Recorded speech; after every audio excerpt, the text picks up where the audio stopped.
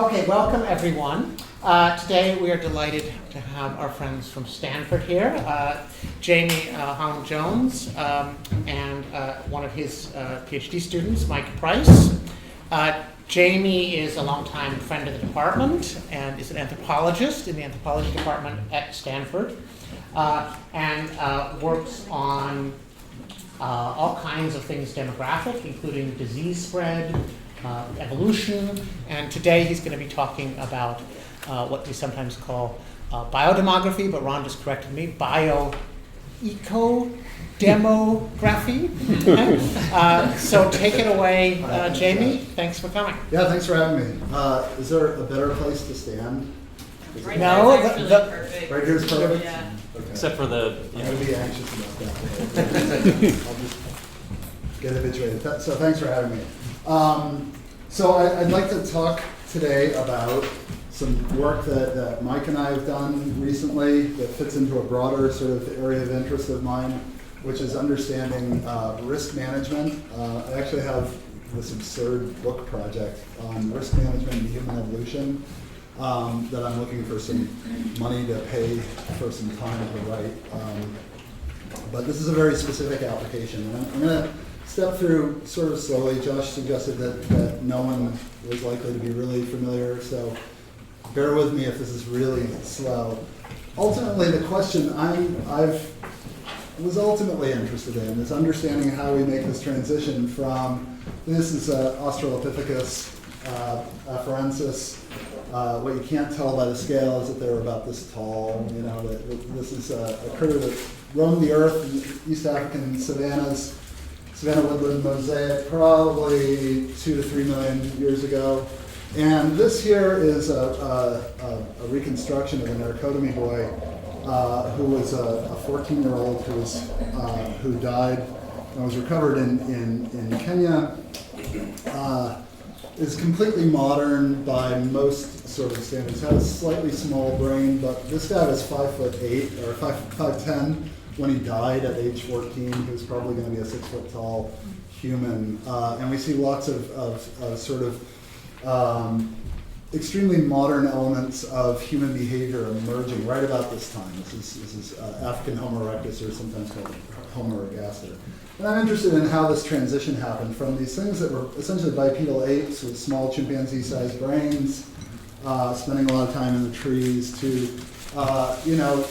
critters like ourselves who can plot and scheme and give seminars and drive on freeways and not kill themselves all the time. So I have this working title for the book, which is The Most Rational People in the World, Risk and Rationality in Subsistence Populations, and it's about my thinking about the management of uncertainty and smoothing over volatility. I think is a key thing that takes you from this ape-like thing to this human-like thing. So that's sort of the broad background of where I got interested in this and why an anthropologist would ever be interested in such abstruse things as Arrow-Pratt measures of uncertainty and that sort of thing. So, just a quick, humans are very unusual in our demography, our life histories. We have a number of unusual features of our life histories. In particular, we have a very late age at first reproduction, both absolutely, right? You start reproducing in natural fertility populations historically, about age 20, in hunter-gatherer populations at about age 20, and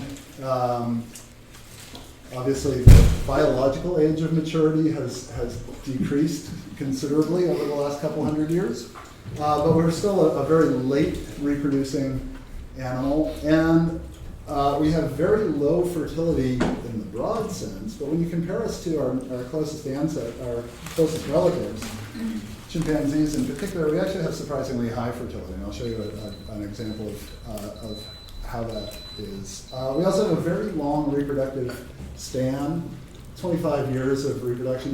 We tend to focus on the fact that we have reproductive cessation and substantial lifespan after reproduction. And that, of course, is an interesting feature of our life history. But we also spend a lot of time reproducing these not very many offspring that we have.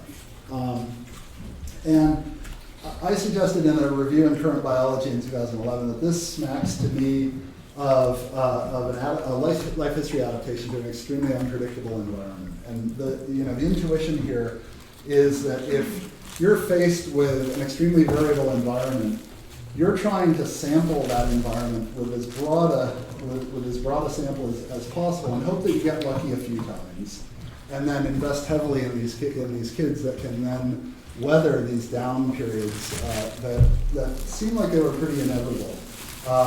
We've been looking recently at some of the climatic reconstructions, and it's absolutely stunning how variable places like East Africa were during the late Pleistocene.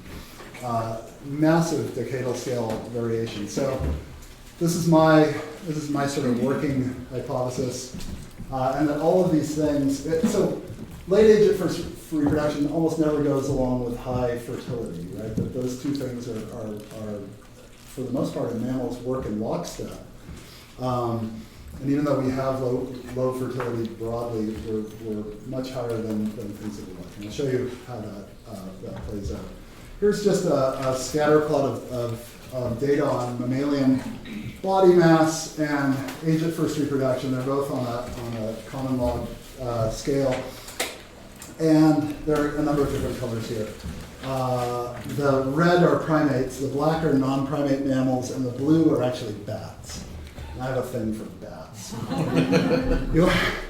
I actually had to include the bat data separately because whenever people publish comparative mammalian life history data, they exclude bats. And well, this is a sample of non-volant mammals. And well, why not include the volant mammals? Because 1 out of 6 mammal species is a bat. And the reason why people don't include them is you'll notice that they kind of screw up lots of stories.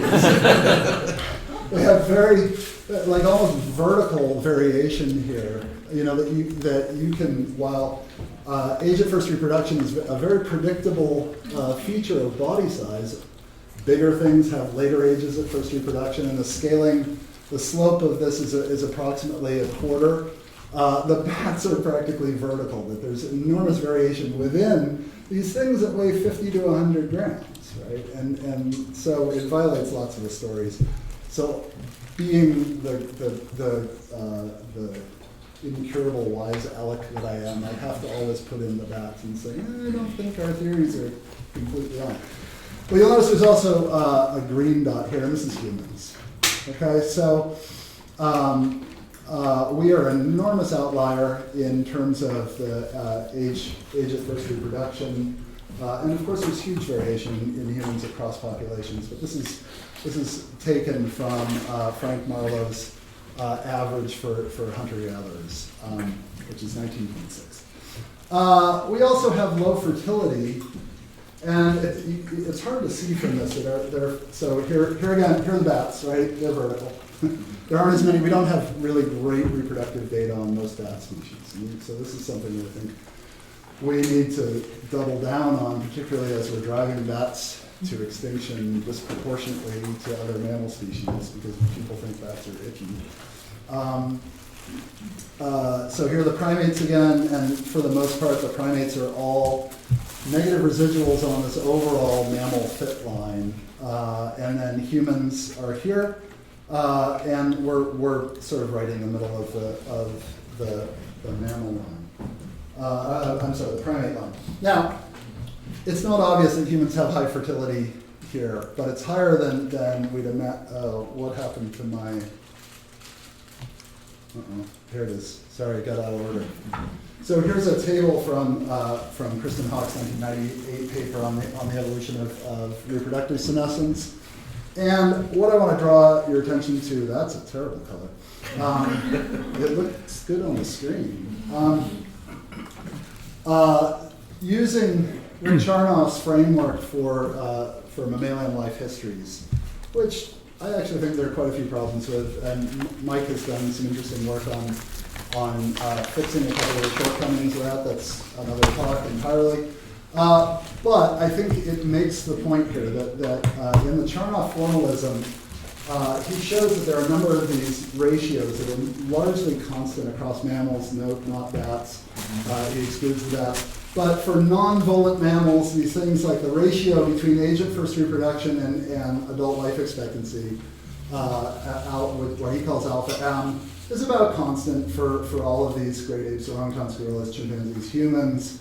But this other ratio, the age at first reproduction, with the ratio between that and the average interbirth interval, for the apes is less than 1. For humans, it's 2. Right, so that we're far more fecund for our age at first reproduction than we'd expect. This is an interesting feature. And so by having more offspring than you'd anticipate over a long period of time, delaying until later ages at first reproduction, you actually extend the generation time. This can all be shown to reduce the variance on the stochastic growth rate and give you a higher fitness in the stochastic environment. So that's the argument there. That's where I got interested in thinking about risk management as essentially a life history argument. So if we're going to talk about risk, I have my 3 examples here. I'm going to just suggest to you that this is a feature that's common to the natural world, so common that it's even in the parasite. You can see there's a concave curve here. So when economists talk about risk aversion, they talk about it in terms of the utility curve, the curvature of the utility curve. If we have a concave, meaning we have a negative second derivative, that we have risk aversion. And it's usually just, there's sometimes justification for it, but my point here is that nature provides us with all sorts of diminishing marginal returns curves. And here's, if anyone is, it's a question I ask all my Stanford students when they take my human ecology class. How many people have ever gone berry picking? And I'll have 200 students in the Hum Bio Core, 250 students, and 3 people will raise their hands. And I'm like, oh, we're lost. What are we going for? Because, it's a selected group. It's artificially inflated with people who are more likely, I think, to go berry picking, at least among middle-class kids, because they're majoring in Hum Bio at Stanford, and there are 3 people that's done. Anyways, it's tough to develop intuitions about how the behavior of berry patches and how they go around berry picking. But if you've ever gone berry picking, you know that at first you're pulling berries off, you're popping them in your mouth and dropping them off, and then eventually you deplete right in front of you. And you have to start reaching up here, and then you lie down and you're pulling berries from the bottom. Right? You get this, you patch depletion, and your return rate on foraging effort declines. It's a natural consequence of foraging in a finite resource. I have a paper with Rebecca Bird this past year where we make an argument that fitness, right, your proportional contribution to the population in the future is actually a diminishing function, diminishing marginal function of your parity. That as you have more offspring, you don't necessarily have, each offspring isn't worth the same amount for your fitness. This is a reproductive value argument, right? That child that you've had at age 45 was born into typically a bigger population than the one you had at 20. And so you get this diminishing marginal returns to parity. And then another interesting one, the other hat I wear is disease ecology, and this is a nasty little pathogen called Echinococcus multilocaris, and it's responsible for a disease called fox fever in Central Europe, and it has a case fatality rate when it spills over into human populations of 98-99%. This is really something you don't want to get. And we know, both from theoretical models and some experimental studies, that virulence is evolvable, and there is in fact an optimal level of virulence that a pathogen can have that manages the trade-off between reproducing itself within the host and transmitting between the hosts, because those two things trade off. If you reproduce too much, you kill the host can't transmit. If you don't reproduce enough, then when the host kisses another susceptible person, you're not likely to be transmitted.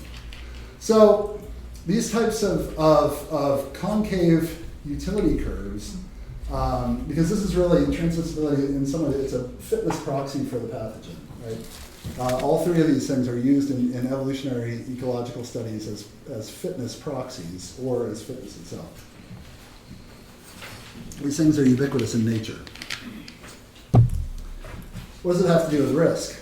Well, it kind of has everything to do with risk. And for the following reason, so bear with me if this is really basic. So here we have a utility curve where we have some return on foraging effort or whatever we're talking about. We have a mean that we call X bar. And let's say you're faced with a decision where you can succeed or fail. If you succeed, you go up to x1. If you fail, you go down to x0, and you've got an equal probability of that.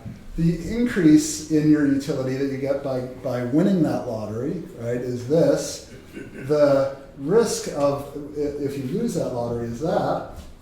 And this is smaller than this. And it's a feature of the shape of the utility curve. When you have diminishing marginal returns like this, your downside is going to be bigger than your upside. And this is where the notion of risk aversion coming from the curvature of the utility curve comes from. We can think about what an agent should be willing to pay for certainty using the same logic. So if we take the mean and we step that back, the mean return, right? So the mean between the outcome of our lottery, if we step that back to where that hits on the utility curve and then drop that down, the difference between this and this is the certainty premium. That's what a maximizing agent should be willing to pay for certainty in a lottery. And this is where the idea of ideas of insurance come from. This is important because we end up using this measure, this certainty premium, in subsequent calculations as a sort of way of anchoring. This is something that people generally have a pretty good grip on, this certainty premium. Okay. Curvature matters for risk aversion. The more rapidly changing your curve is, the more curved it is, the more risk averse you're going to be. Because the greater the asymmetry between your upside and your downside is going to be. And this idea was encapsulated in Canaro and Pratt, I don't know the first name of Pratt, in the Arrow-Pratt index of absolute risk aversion. Being a Stanford partisan, of course, I put Canaro up here. And it's simply a measure of, you've got a second derivative of your utility function locally at wherever you're measuring it, and you normalize it by marginal utility.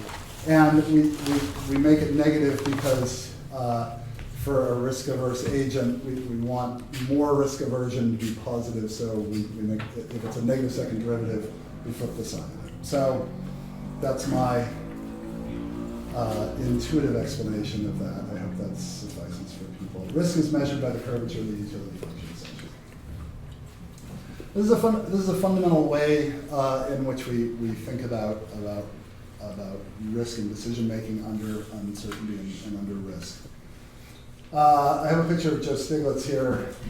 I don't know if I got it from his book, Newberg and Stiglitz. That you can approximate the certainty premium that a person is willing to pay pi by the standard deviation of your resource, the thing that you're making your decisions over, times the Arrow-Pratt index divided by 2. Okay,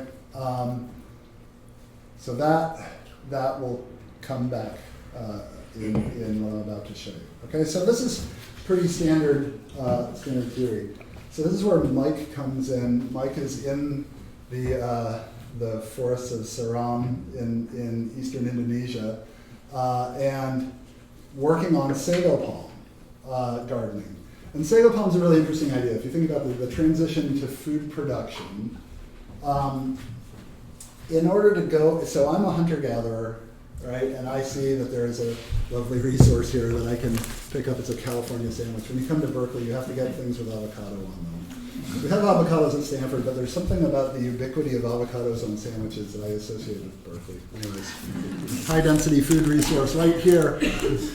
I'm foraging, I can just pick this up and eat it. If I want to plant a crop and derive a benefit from it, I might get a greater caloric return, but I have to be willing to wait 4 months, 6 months, a year, however long it takes for that crop to yield, okay? In the case of sago palm, this takes this fundamental problem of food production to crazy new levels. I mean, how many calories does a sago palm tree, the starch that you derive from it? One tree. One tree. I don't know. Hundreds of thousands, a million? Yeah. An enormous caloric bonanza. But you gotta wait 25 years for it to mature. So this poses a real problem in time preferences and how you end up becoming a sago palm gardener. I mean, it's probably easy to imagine some sort of scenario where there's mixed hunting and gathering and horticulture and going on, but the details kind of matter. And so that's where I think Mike developed this very strong interest in time preferences and risk. The longer your window over which you're deferring a reward, the more risk you're subjected to.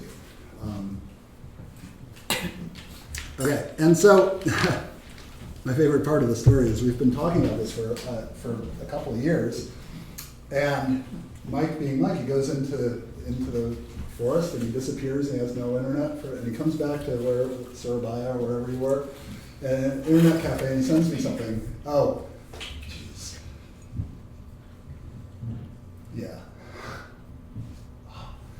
Ruined my story. Okay.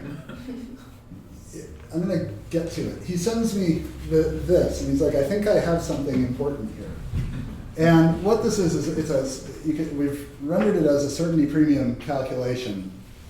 But and that should be sigma squared. Sorry about that. So that's a sigma squared. That's also a variance. And I just jumped ahead. So here's the Arrow-Pratt measure, and here's this new thing, right? So there's the Arrow-Pratt measure. Here's this new thing. It's an analogous measure of risk aversion with respect to fitness. And this derives from the hierarchical structure of the model that we've been talking about. So back up and go to this hierarchical structure. That the standard utility model, right, the thing that I had been talking about up until this point of confusion, right, is that you've got a utility that you have to choose between a bunch of decisions, and you're trying to average over these variable inputs to maximize some utility. And when evolutionary anthropologists, who aren't always the most sophisticated bunch, get to thinking about this, they go, oh, well, economists call this utility, we call it fitness. I think that there's a very reasonable critique, and I've done this myself. I've certainly done this myself. I think there's a very reasonable critique of that. It's like, well, I don't think about my fitness. When I'm choosing where to go eat dinner, when I'm choosing about when we're going to have a baby, I don't think about my fitness. And it's actually a fairly reasonable critique that people actually are motivated by things proximate to fitness that you might want to call utilities. If you're really hardcore about being an evolutionary biologist, you could call them fitness proxies. But I mean, I really do think that the idea of a utility captures this. And so here's the structure of the problem that we see it. You've still got your decision variables down here. These are the different resources you're choosing as you go about your foraging life or your agricultural life, and how you're going to what sort of mix of these you're going to choose to maximize some utility that is intermediate, it's proximal to fitness. But fitness ultimately matters here, right? That these utilities contribute to the fitness at the higher level. Now, the really important feature of this hierarchical structure is that if I'm out there in a changing environment or an unpredictable environment or something, I can use my experience at trying to achieve some sort of utility goal to change the balance with which I make my decisions about these variables that I'm foraging over. I can't do that with fitness, because fitness happens at a time scale that's beyond my lifetime. Right? I can think about it if I'm but only evolutionary biologists really think about it. But you can't change your behavior to improve your fitness, because your fitness is this abstract thing that happens at a time scale that's greater than you. Whereas the utilities are something that you can actually adjust your behavior with respect to. And what's really important about this is that you still have to be smart, like your genes, your behavior, your evolved behavior still has to be smart with respect to the fitness aspect of this, because you have to stay in the game. But what you're working towards are these utilities. These are the things that behaviorally motivate you. Okay? And this, we argue in the paper, is where all the biases that psychologists and behavioral economists love to talk about arise. That these are things that bias the fitness outcome in a way that allows you to stay in the game better. Okay. That's where, and then, so the formalism here that came from the Internet Cafe in Surabaya, right? It's the same. Notice that if we collapse the hierarchical structure, that you're only looking at utility, and we're just focusing on one utility for just the simplicity of exposition. The notation gets kind of carried away if you look at these as vector quantities. If that hierarchical structure isn't there, this falls away, and you get the same approximation for the certainty premium in the absence of the second level, this fitness level. So you get the Arrow-Pratt measure back. Here, this, what we've called A sub f, is an analogous measure of risk aversion with respect to fitness. Because fitness is going to be a function of the utilities, just as utilities are a function of the decision variables. And what's key here, though, is that there's a breaking of the symmetry here. This is the same type of, it's a second derivative of fitness with divided by the marginal utility, or the marginal fitness. And here we get this marginal utility term again. So that there's a nonlinear interaction between these two, between the relationship of fitness to utility and between marginal utility. Can you just go back one slide? Yes. The tree, yeah. So, are we thinking of the fitness as being a function of the utility you get, or are we thinking of fitness being a function of these x's as proxied by the utility? I mean, we're not actually getting any fitness value from the utility, right? We're getting fixed. No, the fitness. So I mean, I'm less of an economist. I tend to think of, like, U1, let's call it infant survival, right? I think of this as being a fitness component, right? That this is something that you could, infant survival works better if I eat more rice during pregnancy. You know, these are the sort of things that actually people have the capacity to control and make decisions over.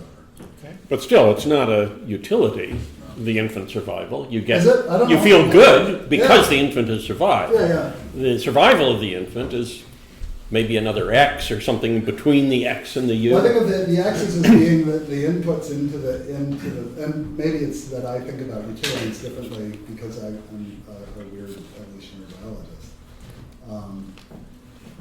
So the nice thing about this hierarchical structure, it's maximally general. So if you want to think of fitness as something that gets you pleasure, the sort of hedonistic interpretation of utility, and that has behavioral and life history consequences, in some way it will map onto fitness. But it's also useful to think that maybe people are operationalizing these types of decisions in terms of more concrete things related to life history theory. It's an abstraction, and it's an empirical question of whether it works, maybe. Okay, so that's the structure of it. Now, some consequences for this. This is interesting. So here we have the constant absolute risk aversion model. We have a utility model that yields constant absolute risk aversion. And when we add it, and we call it the Sago. So, it's a little bit of an anthropology joke, right? That we don't economists name things after themselves, and we name things after our study system. So this came about thinking about Sago poems. So I thought hyphenating a Sago poem model was kind of funny. No one else seems to think it's funny, but But what we can see here is that this is the coefficient of absolute risk aversion is constant, in the constant absolute risk aversion model. When we put it into our hierarchical model, what we see is that the fitness-based terms, this curvature of the fitness function dominates at very low consumption levels. And the intuition there is that you need to stay in the game. If you're at very low consumption levels and your utility, as I'm thinking about it, and it literally in the demographic paper, it literally is infant survival in this model.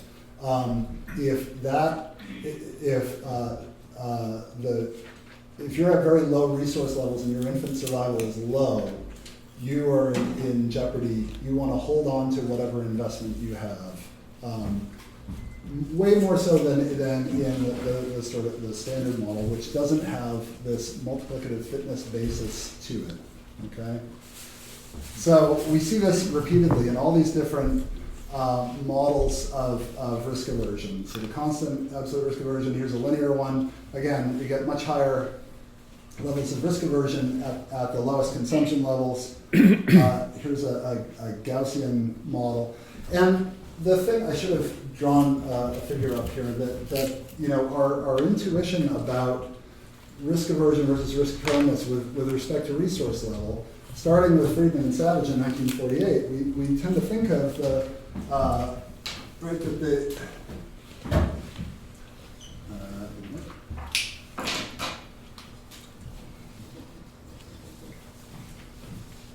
We don't have our paper board anymore.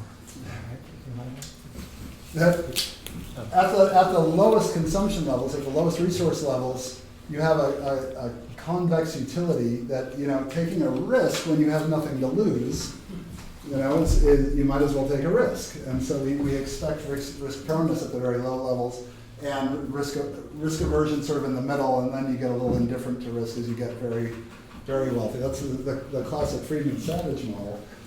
We kind of turn that on its ear a little bit because of this extreme aversion to zeros that fitness considerations bring into the decision process. The low resource levels you get this very high this very high risk aversion, relatively high risk aversion. So that's a fundamentally different prediction that comes out of this model.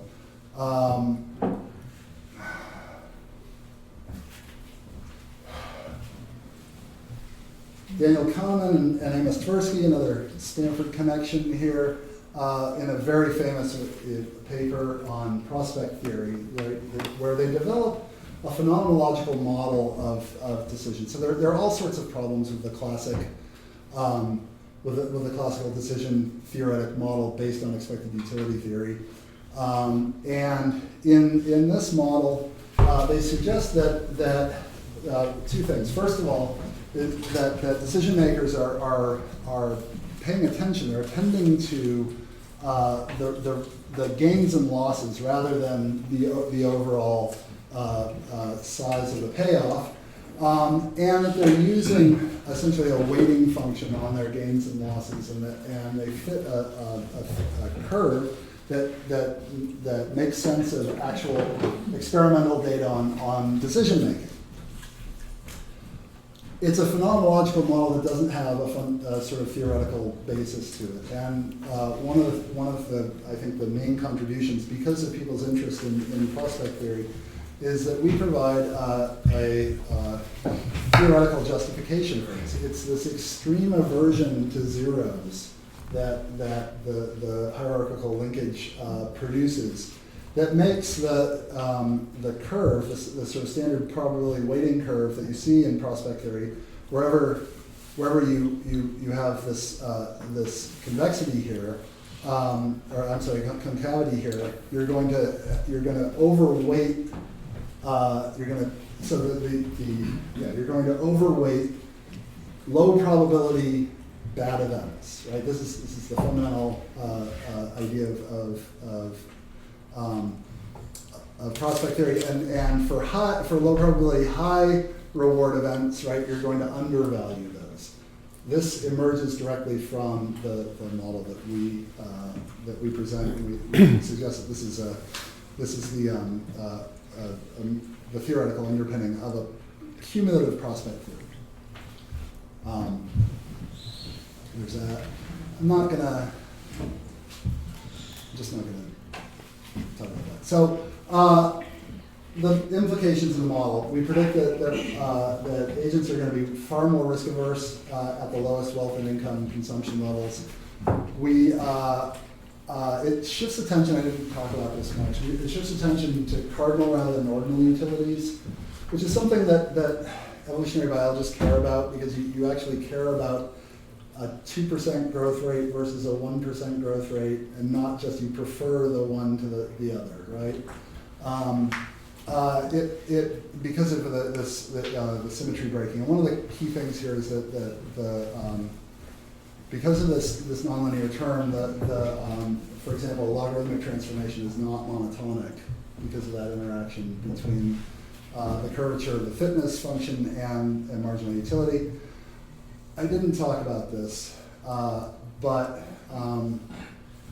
a well-known criticism of expected utility theory is the Elias paradox, and we actually can deal with that just fine. And Matthew Ravine's critique of the incommensurability of discount rates. The basic idea that in order to, if you're basing your risk aversion on the curvature of a utility curve, right, that in order to explain the behavior for very low risk gambles, if you extrapolate that up to high stakes gambles, that the level of risk aversion would be absurdly high, and going the other way as well. That term accounts for that problem as well.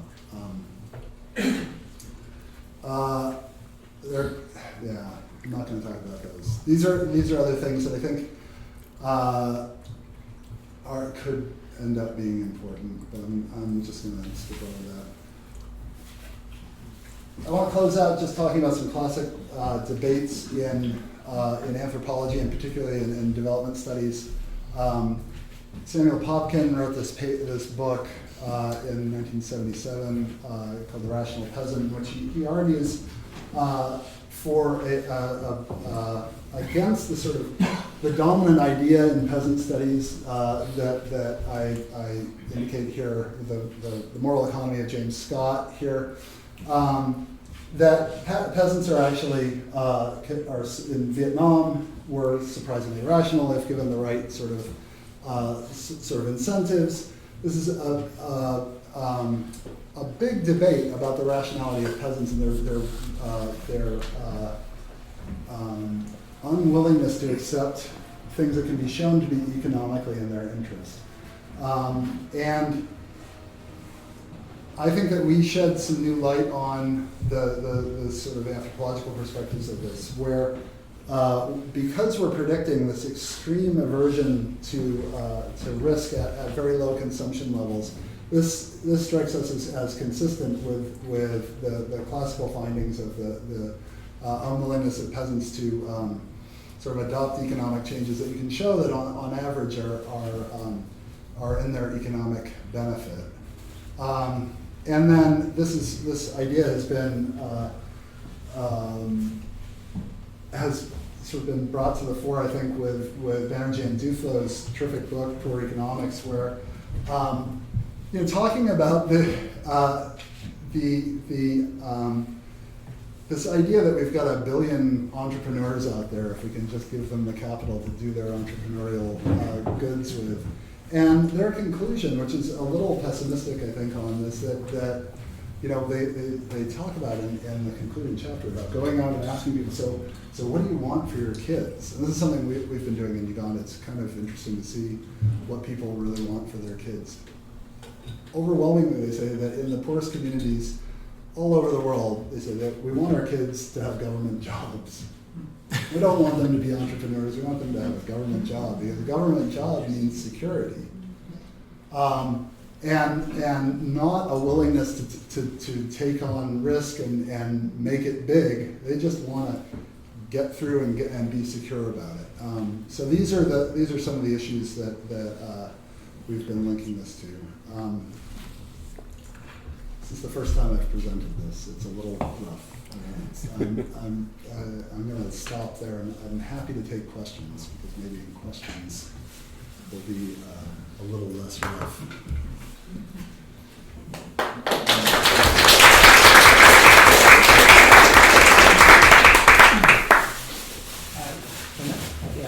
You refer to the prospect theory, and one thing about prospect theory is that they have a reference point and they have a subversion behind.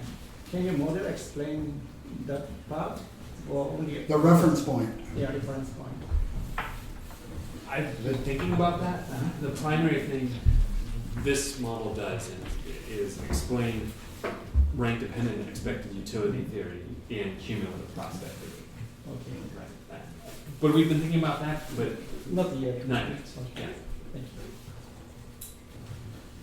Josh? So when you showed us the chart, not chart-off table, but the table with the different between the species, you had the averages. Yeah. The way you're thinking about things would seem to be something about our flexibility. Can we take advantage? Can we take advantage of good times? Can we hold off on bad times? Is there some demographic way to think about that goes away from the averages, or is there some reason the averages are actually the right thing to be comparing? That's interesting. Well, one of my concerns with the Charnoff model is that it's all based on, it all assumes a stationary population model. And it's not even so much that it's a stationary population model, because in the long run, I'm willing to grant that we have something approximating a stationary population. It's the way it deals with infant mortality, that it's essentially a bookkeeping matter in the Charnoff model. We've done some work on extending the Charnoff model to a non-stationary case. And I think that in a sense deals a little bit with this, because you can imagine being in a population with a mean. So it turns out that a lot of the ratios that Charnoff derives, we can show that they're just modified a little bit by the average rate of increase of the population. And so you can imagine in a situation where you have a very good environment with a rapid mean rate of increase, it doesn't deal with the variances. And variances, of course, are really important if you have a higher rate of increase.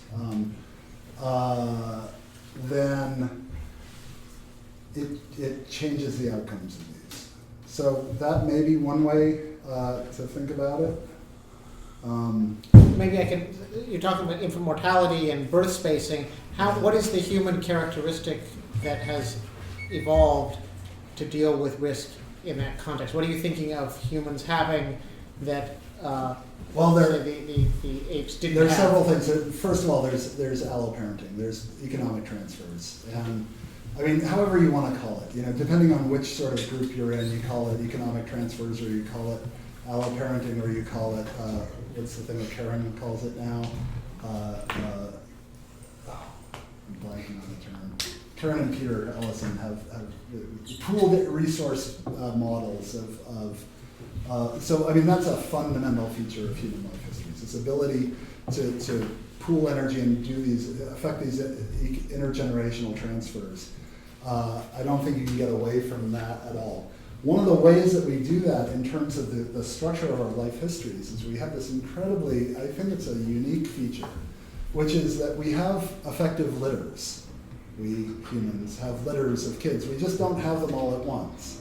So that we'll have an infant, wean the infant, you have essentially a completely dependent, like, pain in your butt, right, who is no longer on the breast, but needs complete economic support for, depending on where you are, another 18, 20 years, right, but is independent of the mother. You can have this essentially portfolio And they have a slightly different risk profile, the kids of these different ages. You have these multiple dependent offspring simultaneously during a woman or a couple's lifespan.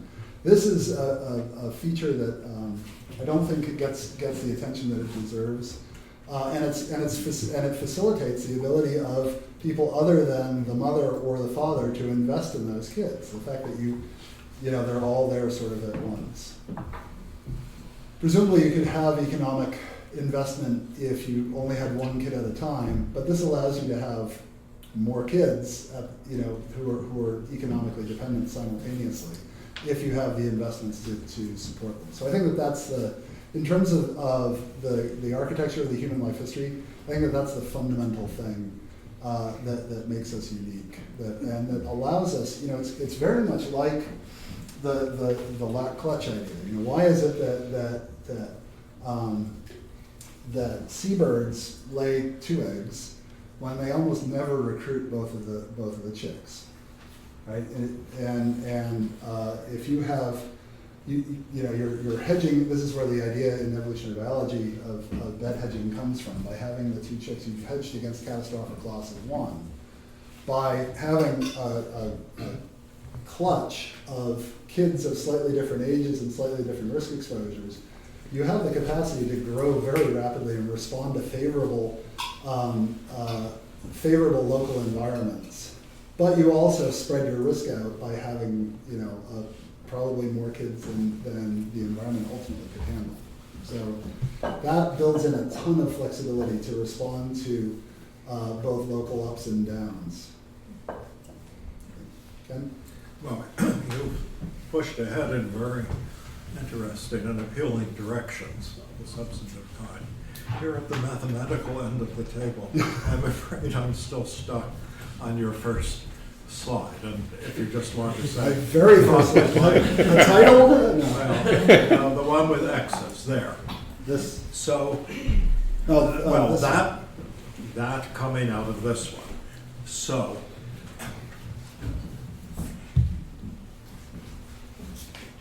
I'm just trying to understand what you calculate from what. What I understand is you have a set of X's at the bottom, which are strategies of some kind. They're actually real, you have a strategy that you assume, then that what you've labeled U1 is some function of, in this case, X1, X2, and X, all the X's, and U2 is some other function, and then we have a function of U1 and U2. Now, so what I want to, so each of these, so in your model, Yeah. your model is specified, I take it, by saying what U1 of X1, X2, and up to 4 is, saying what function U2 is, and saying what function F is of U1 and U2. Yes. And then you impose a gamble, which I take it is a distribution on the X's. Is that what it is? Yes. So you have a probability distribution on this 5-dimensional space, and you have 3 functions whose slopes and things you can compute. Yeah. And then what are the terms? How do I, given those pieces of information, just in a mechanical way, what do I do to compute AF as well as the multivariate AU? You haven't put a constraint on the set, so this isn't univariate, it's a multivariate. No, it is definitely optimization. So this is just a notational convenience because it gets, and it was my decision, by the way. But what so am I blame computing me for that. what? If I'm just a mathematician, I don't know any economics, Yeah. I don't know any demography, but I want to find your index. Yeah. What are the inputs and what do I have to compute? You picked up a pen. You want to? If it's a complicated answer, why don't we talk together afterward? But it made it hard for me to follow Right. later Yeah. because That's fair enough. when I think about these things, some words didn't come into your talk very much. One was strategies, and one was constraints. Yeah. And so this can't be a strategy-free, No, constraint-free right. something. Yeah. And So You see on the why I'm having constraints, trouble. we can build trade-offs into this Yeah. in a very straightforward way. These are sort of baby steps. We don't have any trade-offs in it yet, but that's in principle that's a very straightforward thing to add. Do you want to? maybe we should just talk about it afterward. Well, that seems like Because a most little of bit the of cop-out audience in aren't on the talk. mathematical end of the table. But I guess I'm expressing confusion Uh-huh. with the formal structure. No, that's fair enough. Is there general interest in a response that's more mathematical at this point, or should we wait? Better to Yeah, let's wait. Okay. But Okay, I just don't want to dodge it. The non-mathematical response or thought might be the strategies are lottery sets, right? Like lotteries over X. So the strategy sets are lotteries over X. So you as an organism, by changing your behavior, can change the lottery on X that you choose to play. You can change that in different time periods, right? So in one, making it a Leslie matrix model, it could be from 5 to 10. You choose this strategy and this gives you this lottery. And then that maps onto survival and fitness, which are you in this. So F is fitness, which is, the growth of rate of increase in a Leslie matrix model, for example, depends on your survival and fertility in each age class, where you're playing these lotteries at this lower level. You can build in the constraints, which is something you've done, for example, you can say, you have so much energy in this age class, some can go to fitness, fertility, some can go to survival, and that builds in the constraint, and you can do these things, but this ends up being an interior solution, not a corner solution, so that constraint doesn't necessarily matter. Fine. I'd like to go back to, again, that previous Yeah. diagram and sort of take off from Josh's question.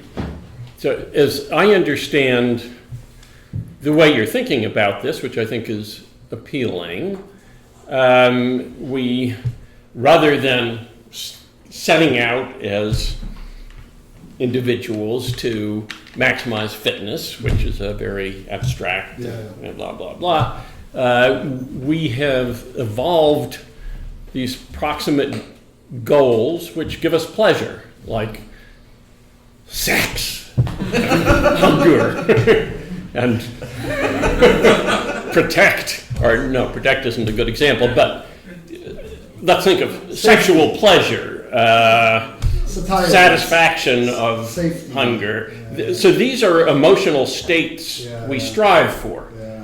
We sort of know something about how to feel good in these ways.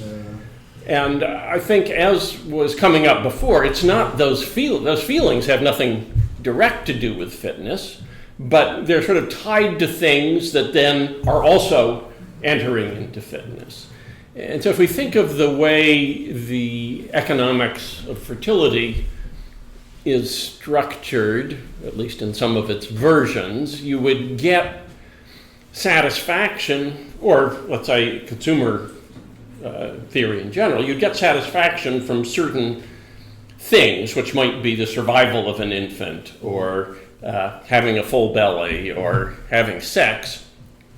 And each of those things from which you get satisfaction is a goal to be achieved, and there's a little technology associated with it, which reflects your understanding, or the actual real world, of how you go to a singles bar, or how you hunt, or you have to know how to deploy what I would take the X's to be sort of fundamental either behaviors or things out there in the world as inputs into the technology, which requires knowledge and understanding and education and training to master.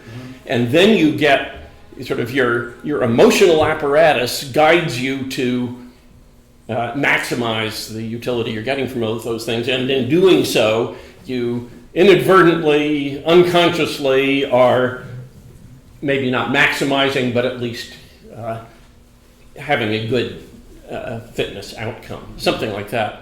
So that would be a different, it would be a different diagram that would be closer to what consumer theory is and some fertility theory looks like, and it might be an easier story to tell, but we didn't actually see the details of how you're using all this, so it's a little hard to say.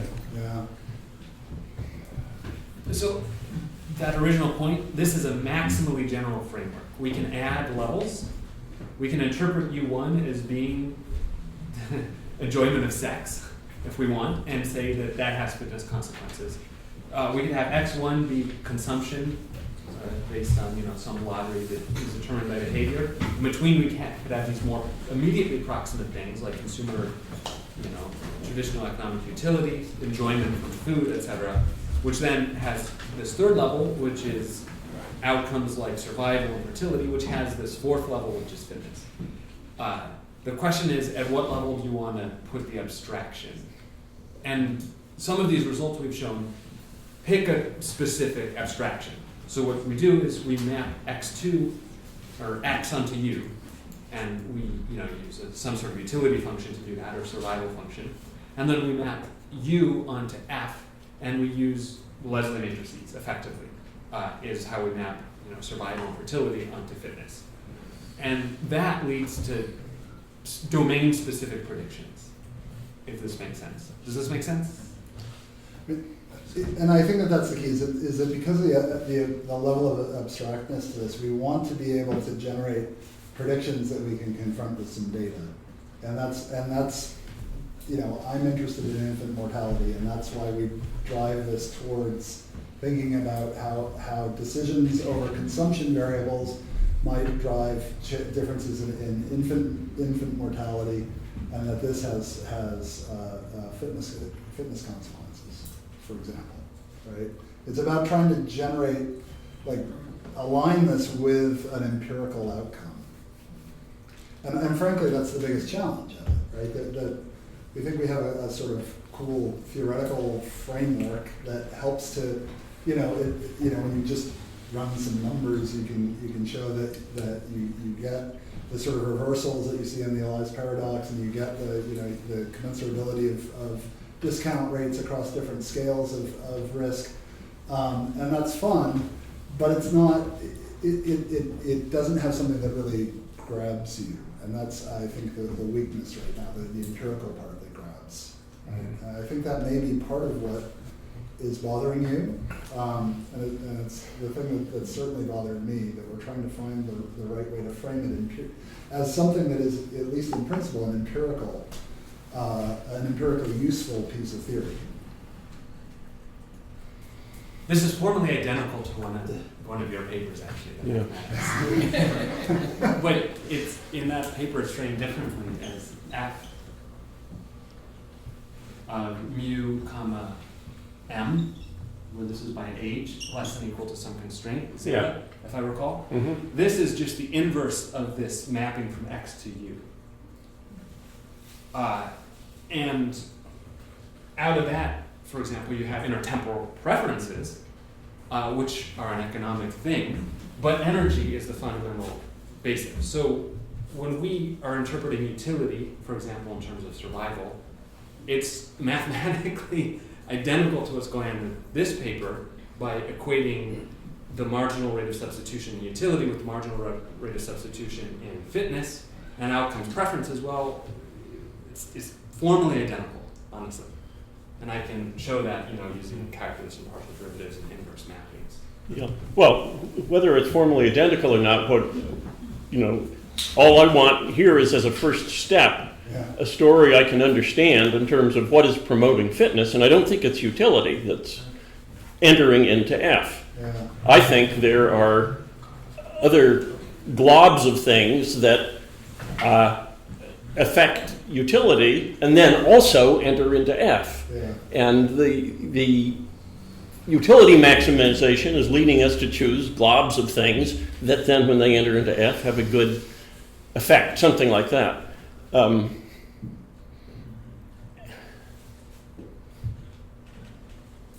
Yeah. So, We should probably stop here, but we have time for one question. Laura? I'm even though I'm sitting near Ken, I'm not really a mathematical person. And I was relieved that he didn't understand it. But I have sort of a general theoretical question. You started off on fertility. You just said you're interested in infant mortality.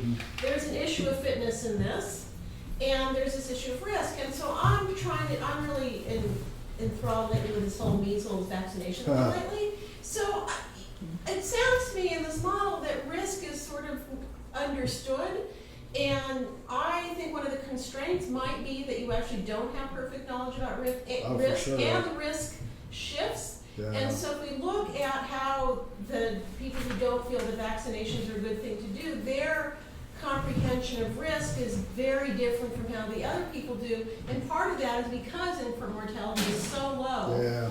that they Well, it's very hard to learn about. calculate risk. It's very hard to learn about when a rate is that low.